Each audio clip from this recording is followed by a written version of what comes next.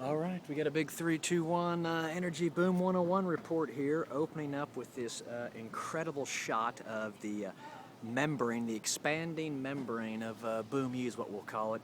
By the way, discovered through this incredible method. Look at this. Yeah, unbelievable, isn't it? What do they call these things?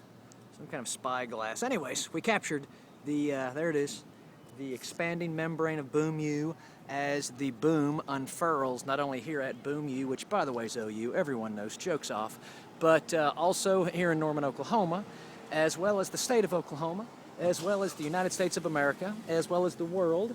And our goal here is to do our best to give you an overview of an energy boom that initiated, I don't know, 8 years ago in natural gas with Devon Energy, buying Mitchell Energy and uncorking the Barnett Shale, and then basically adopting that technology to the oil plays. And next thing you know, you got a United States that's just knocking the shit out of it as far as pulling oil and natural gas liquids out of the ground, in particular, mostly shale plays.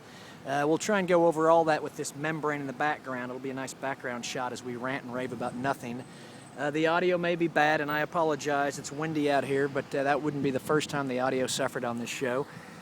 But we think this is really emblematic. A great way to start chronicling, of course, and attempting to understand and explain the phenomena.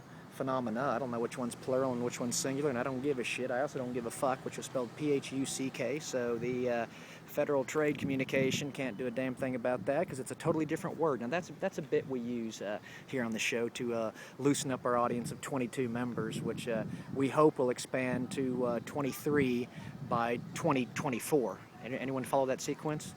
Anyway, let's get back to the show. We are almost 2 minutes into it, and it feels like it's 2 days, D-A-Z-E.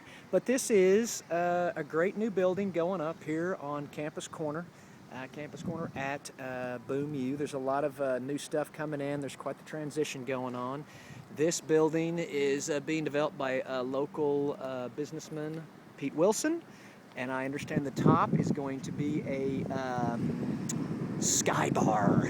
Not named after the vodka, of course, but just a rooftop bar, and that the first floor is going to have a vaulted ceiling with a concept restaurant, and the second and the third floor is going to probably be office space. But this is great. This is huge. This is the boom coming in.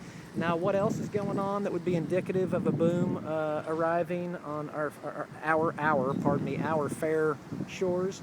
Well, we can spin around here and see the latest new business that just came in called Fatheads. Get ready, kids. Fatheads will hook you up fat, spelled F-A-T-T. They could have spelled it P-H-A-T-T, but then they would have had to pay a trademark to me or someone else. And that's just intellectual property for you. That's part of the game. By the way, intellectual property be a big part of the energy boom. Anyway, Fatheads right here is a brand new business. They cater to the tobacco crowd.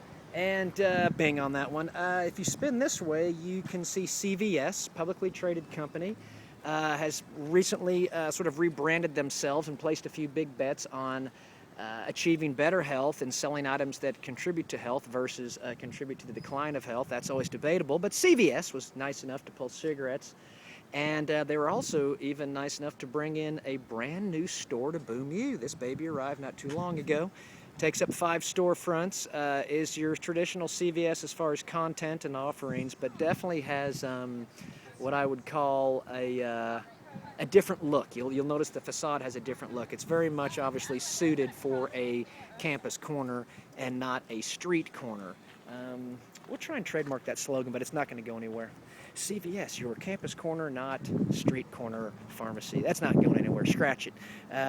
Also, in addition to CVS, you come back this way and you go, oh, holy shit, what's this? Well, that's a new business, Hertz Donut. 24/7 business just came in. So now we're looking at 3 new businesses that exist and 1 new one that's getting built up. And then there'll be other new stuff coming in. There's a couple new businesses on Asp Street that I think, or there's going to be like a chocolate shop opening up. So there's clearly a lot of economic development going on, and this Hertz Donuts is the latest place. We will track its business. I understand since they're open 24/7, they'll probably get a really good crowd late at night, so we'll see how that goes. Over here is this lovely skyscraper. We're back on this story again. We like to open and close with the emblem of the boom, the membrane as it expands We also wanted to get out of those young crazy kids' way that, hey, check it out. There's actual traffic going into fatheads. They may thrive. Who knows? I can't imagine how a tobacco-oriented, and I'll say it, cannabis, so go fuck yourself, PH, oriented business could ever survive in a college town. It amazes me. Really, it's pretty simple. You supply a good product with a good value, and you're smart about how you present yourself, and you'll survive and you'll thrive. Now, will fatheads? Don't have a clue. They got a different vibe there. We'll see how it goes. This thing, I'm pretty sure will survive and thrive. CVS is already surviving and thriving. Hertz Donuts, don't know yet. We'll want to talk to the owners, see if we can come to terms on some good metrics, some good business metrics that they can divulge without compromising their competitive edge, because there's so many other donut shops on campus right now. But that's pretty much it for now. I think this gives you a nice overview of what's going on. There's activity. You can come here on any Thursday, Friday, or Saturday night and walk around. And each restaurant and or bar has their own little vibe going, has their own little thing going. Like the deli right here, very authentic Norman, probably the most authentic place on Campus Corner. I'd recommend you see it, experience it, and that's one of many offerings of social activity here on Boom U's bubbling and buzzing Campus Corner. Here comes a Pepsi truck. Oh shit! Watch out. Well, so I flew him the peace sign. He didn't fly me anything in return. I thought about flying him the bird. I won't do that. There's a lot of personal growth happening here at Boom U. We want to change this into a radio format eventually. And at this point, I think we're probably about 7 minutes into it. So I feel pretty good about this wrap. I think the kids out there, KIDZ, get a pretty good idea what's going on here at Boom U. And it's in the first inning.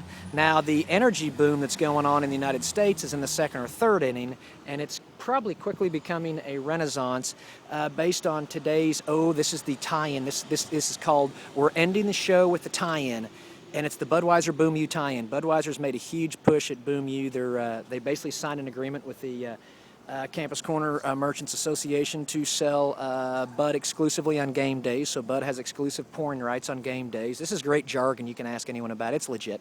It's all part of the game. But Budweiser's making a big push on Boom U. Guess what else Budweiser just did? They just decided to transfer all of their entire fleet from diesel to natural gas. So now you got two tie-ins. Now you got Budweiser making a good push on Boom U by spending a lot of money to wrap up market share with their actual product.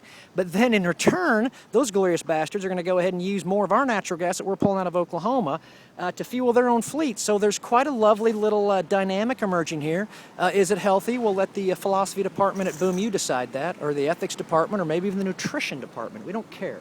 But that's the tie-in, and we're going to wrap it up with that thought that here's the membrane of Boom U expanding, and Budweiser today announcing that they're converting their fleet from diesel to natural gas really is a great tie-in to what they're also doing on the other end of pushing their product by wrapping up exclusive pouring rights. So Boom U's got a strong relationship with Bud. We're going to see if we can get President Bourne to maybe hammer out a deal where Budweiser only buys natural gas from Oklahoma. How about that?